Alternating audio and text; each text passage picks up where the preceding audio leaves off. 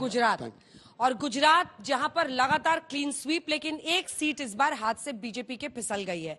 हमारे साथ पटेल साहब जुड़े जिन्होंने अमित चावड़ा को वहां से हराया है जी। इस बात का उनको दूसरे बार के वो सांसद हैं आणंद सीट से, और उन्होंने कांग्रेस के एक बड़े नेता को हराया, पूर्व वो अध्यक्ष वहां के प्रदेश अध्यक्ष है। लेकिन देखिए, कहते हैं ना, वो पीएम हमेशा कहते हैं कि फुल मार्क्स आता है जिस बच्चे से, उसको अगर 2 मार्क्स भी घटे तो उस पर प्रश्न होता है। तो आपसे पहला प्रश्न तो यही है, वो एक सीट जो खिसकी वो क्यों खिसकी, बताइए। देखो, एक तो मैं सरदार साहब की कर्मभूमि आनंद से आता हूं, मैं सरदार साहब को नमन करता हूं। और गुजरात भी आदरणीय प्रधानमंत्री, आदरणीय गृह मंत्री जी का स्टेट है। 26 की 26 सीट 2014 में आई थी, 2019 में आई थी। एक सीट हमारी एक गई है। आपको भी मालूम है कि वहाँ कुछ न कुछ आंदोलन भी चला है, क्षत्रिय आंदोलन भी चला है, काफी सारे कांग्रेस के वो भी। मितेश भाई, आप लोगों को भुगतना पड़ा पुरुषोत्तम रूपाला के बयान के बाद, जो गुस्सा राजपूत समाज का था उसका खामियाजा भुगतना पड़ा। 100% भुगतना पड़ा है, मैं एक्सेप्ट करता हूँ। मेरे मत क्षेत्र में भी 8 लाख क्षत्रिय वोट थे, फिर भी मैं पटेल होके भी वहां से जीत के आया हूं। जो एक सीट गई है, मैं आपने बात किया, वो एक सीट भी 30,000 वोटों से गई है। ये भी नहीं जानी चाहिए थी, लेकिन जो कांग्रेस की विधायक थी वो थोड़ी उसमें ज्यादा प्रभावित भी थी, और उन्होंने काम भी वहां के विधायक रोके भी किया है। लेकिन 26 की 26 सीट जीतने की पूरी उम्मीद थी, और ये आनंद की सीट भी सभी लोग गिनते थे कि ये कांग्रेस जीतेंगे। लेकिन बड़ी मेहनत है, कार्यकर्ताओं की मेहनत है, मतदाताओं ने वोट दिए हैं, उसकी मेहनत है। 65% से ज्यादा वोट ये बार भी दिए गए हैं। मैं कार्यकर्ता और मतदाताओं को ये जीत की बधाई देता हूं। मेरे मत क्षेत्र में जिन्होंने भी काम किया है, सब कार्यकर्ताओं को मैं ये जीत की बधाई देता हूं। दूसरा, 3 काम जो आप बोल रहे हैं, 3 काम में महिसागर रिवर जो आती है आनंद डिस्ट्रिक्ट और बड़ौदा डिस्ट्रिक्ट के इसमें आती है, तो वहां से फार्मर्स की एक डिमांड है, खेडूतों की एक डिमांड है कि वहां वियर बने, बंद बने। जो पानी सीमे से, दरिया में से आता है, वो खारा पानी आता है, तो जमीन बिगड़ती है, वो जमीन ना बिगड़े, इसके लिए उनकी पूरी डिमांड है। वो पहला प्रायोरिटी है। और जहां ट्रैफिक की समस्या है, वहां फ्लाईओवर बनाने की जरूरत है। गुजरात में मेरे मत क्षेत्र में वो फ्लाईओवर बनाएंगे। एनआरआई डिस्ट्रिक्ट है ये, गुजरात का आनंद डिस्ट्रिक्ट एनआरआई डिस्ट्रिक्ट है, तो एनआरआई जब आते हैं तो उनको जो भी तकलीफ है वो तकलीफें दूर करेंगे, और जो भी कार्यकर्ताओं बोलेंगे वो कार्यकर्ताओं का काम करेंगे। कनेक्टिविटी तो मेरी 5 साल से है, कार्यकर्ताओं के बीच में रहता हूँ, भारतीय जनता पार्टी का एक कार्यकर्ता तरह ही रहूंगा। सेवक बन के ही काम करूंगा। एक जो एवरेज एमपी सांसद कोई मेहनत करता है, सच बताइएगा ये पटेल साहब, थोड़ा आप लोगों को गुजरात में कम करना पड़ता है?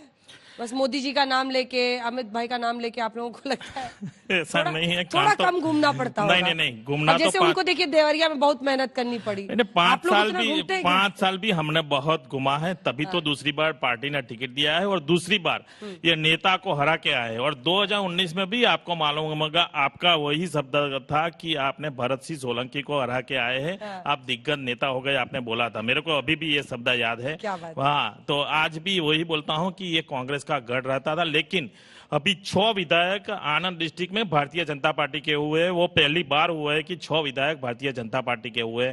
आनंद की जनता अभी आदरणीय प्रधानमंत्री नरेंद्र मोदी साहब के साथ है और विकास के काम करते रहेंगे। सफेद क्रांति के लिए जो क्षेत्र जाना चाहता है, अमूल है। हाँ। सफेद क्रांति के लिए, अमूल कोऑपरेटिव के लिए, वो उदाहरण और जगह पे आप लोग दोहराइए, क्योंकि देखिए कोऑपरेटिव किस तरह से काम कर सकता है, पैसा कमा सकता है, एक पूरे जगह की तस्वीर, तकदीर बदल सकता है। अमूल भी आनंद डिस्ट्रिक्ट में है, सफेद क्रांति जो बोल रहे हैं। अमूल भी आपको मालूम होगा कि आदरणीय सरदार वल्लभ भाई पटेल का ही वही गांव है, वहां से ही ये स्टार्ट हुई थी। और पूरे देश में जो सहकारी क्षेत्र है वो आगे ले जाने में का अमूल का पूरा किया है, उसको और भी जगह पे कीजिए आप लोग, ये मैं कह रहे हैं। और भी कर रहे हैं, यूपी में किया है, बिहार में कर रहे हैं, सभी जगह कर रहे हैं, और पूरे भारत देश में करेंगे। ठीक है, देवरिया में जाऊं उससे पहले आनंद में तो इनका आनंद ही आनंद है, लेकिन उससे भी ज्यादा बड़ा आनंद इस बार ओडिशा से सामने आया है, जय जगन्नाथ की भूमि से। हमारे साथ सांसद महोदय मौजूद हैं। भारतीय जनता पार्टी ने 21 में से 20 सीटें जीत ली हैं। तो मैं चाहूंगी सबसे पहले तो आप अपना परिचय दे दें।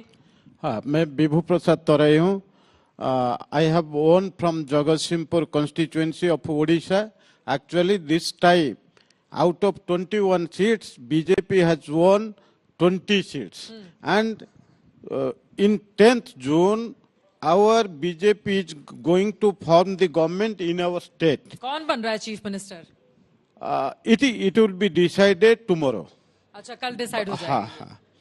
अब जरा अपने क्षेत्र के बारे में बताइए, आपने किसको हराया, वहां पर कितनी ताकत बीजेपी को लगानी पड़ी, सबसे बड़ा मुद्दा क्या रहा जिसको अब आप अगले 5 सालों में एड्रेस करने वाले हैं? I have won this seat defeating BJD candidate Rajashree Malik with 41,000 margin.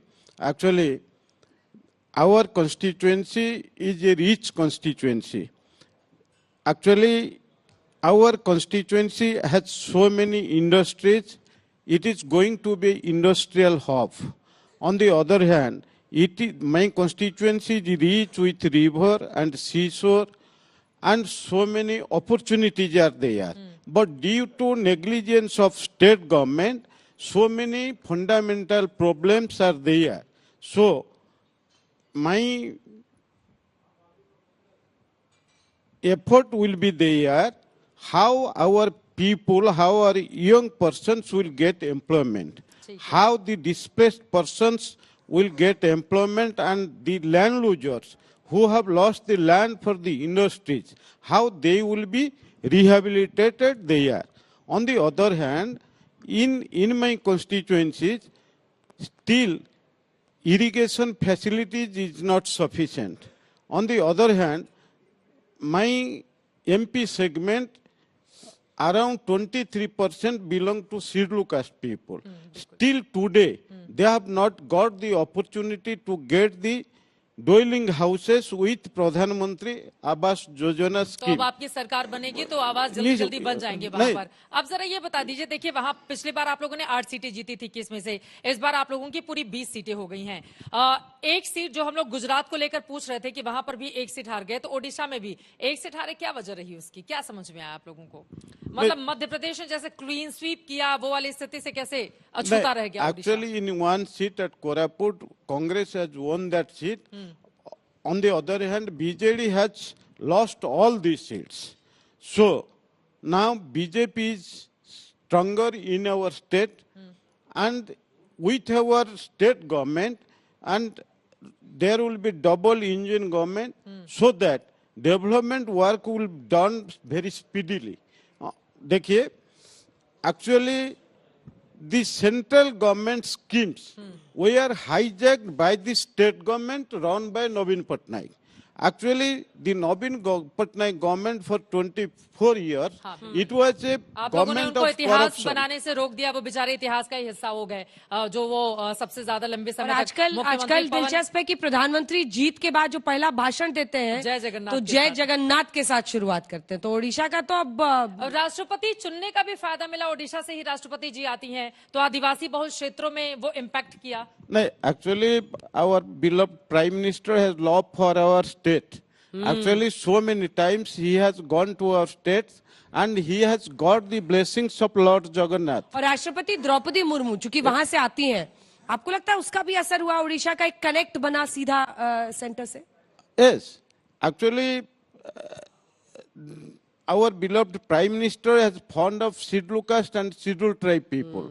And so that he has taken our ST lady and he has made her our President of India. On the other hand, actually, our beloved Prime Minister is going to make India as a third economy.